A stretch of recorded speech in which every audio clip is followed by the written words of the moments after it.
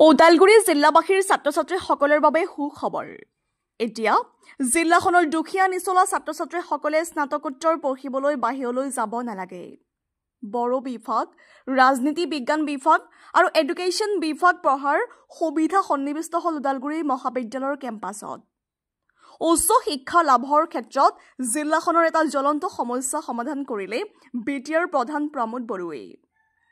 শিক্ষাৰ দিশত BPF-এ 17 বছৰত কৰিব নোৱাৰা ছাত্ৰ-ছাত্ৰীৰ মানৱ সম্পদ গঢ়াৰ সুগম পথ 5 বছৰতে কৰিলে প্ৰমোদ বড়োৱে। বিটিআৰত শান্তি প্ৰতিষ্ঠা কৰা বিটিআৰ প্ৰধান প্ৰমোদ বড়োক ওদালগুৰি সুজিত নাৰ্জাৰী প্ৰেক্ষাগৃহত উপস্থিত থকা ছাত্ৰ-ছাত্ৰী, শিক্ষক আৰু সচেতন ৰাইজে হাত চাপৰিৰে জনালে বিৰল অভিনন্দন।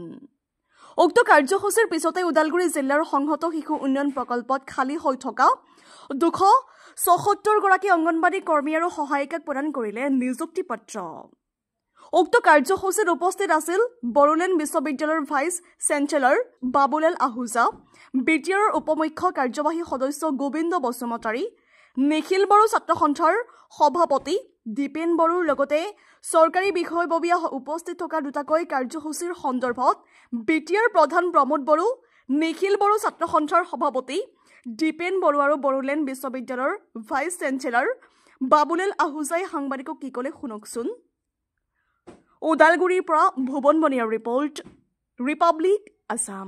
কেণ্ডিডেটসকল আৰু পৰিয়ালৰ সদস্যসকল, মই প্ৰথমতে যি 274জন আমাৰ আজি এপইণ্টমেণ্ট পাব, মই প্ৰত্যেকজনকে অভিনন্দন জনাইছোঁ। আপোনালোকৰ জীৱনত এটা নতুন অধ্যায় আৰম্ভ হ'ব। এই এপইণ্টমেণ্টটো পোৱাৰ পিছত আপোনালোকে চৰকাৰী মানুহ হ'ব। जो बोडोलैंड विश्वविद्यालय है उसके उदलगिरी कैंपस का अभी शुभारंभ किया है और शुरू में अभी हम यहाँ पर 3 डिपार्टमेंट खोलने जा रहे हैं, जिसमें बोडो और एजुकेशन और पॉलिटिकल साइंस है।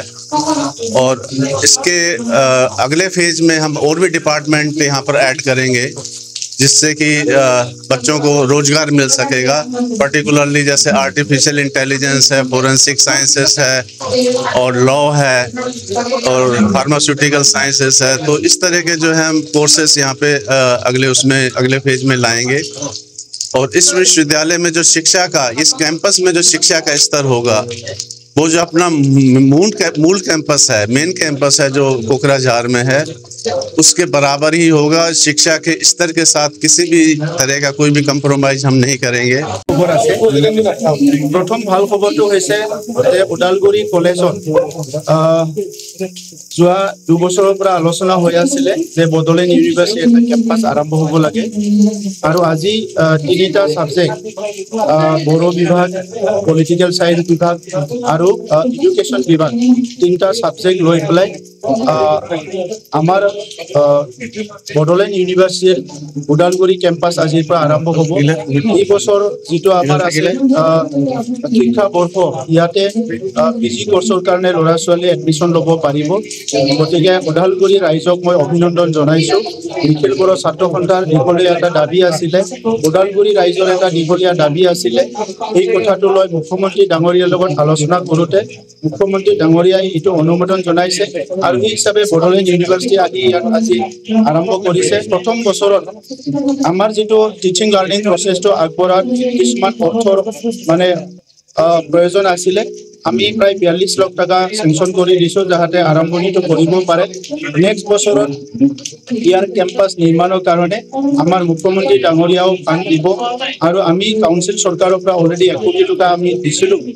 আহি থকা ফাইনেন্সিয়েল ইয়াৰত আৰু 5 কোটি টকা দিয়া হ'ব, যাতে আমাৰ ওদালগুৰিৰ যিটো কেম্পাছ এইটো নিৰ্মাণ কৰিব পৰা যায়। ইয়াৰ কাৰণে অলৰেডি ভূমিও আবণ্টন দিয়া হৈছে।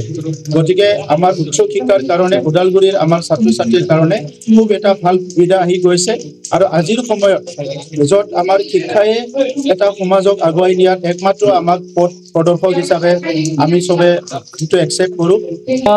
আপোনাৰ ৰাজনৈতিক আয়োগ মাত্ৰ 15 দিন বুলি কৈছে আৰু কমি গ'ল। যদি 23 তাৰিখে ইলেকশ্যন কোড অফ কণ্ডাক্ট হয়, তো আজি হ'ল আপোনাৰ 13 তাৰিখ, তো আৰু কমি গ'ল।